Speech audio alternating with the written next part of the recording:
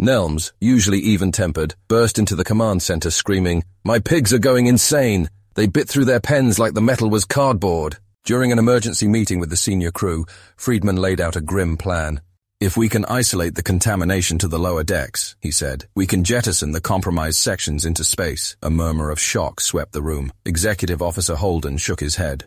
"That section houses nearly 300 civilians. We can't just jettison them. They'd be cut off from life support and freeze to death in minutes." Aurelia stared at the overhead lights, pained. The moral weight of the decision pressed on her. "No," she replied quietly, forcing a conviction she didn't entirely feel.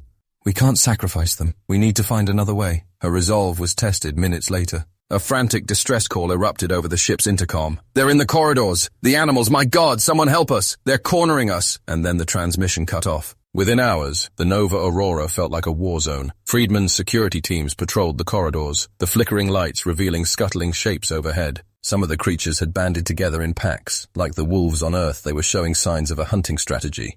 The thick vines grew in leaps and bounds, winding around door frames, shorting out electronics, turning entire hallways into monstrous gardens. Survivors barricaded themselves behind hastily welded metal plates. The rotting stench of decaying vegetation clashed with the acrid smell of burning wires as sabotage and containment measures faltered. People lost contact with friends and family trapped in remote sectors of the ship.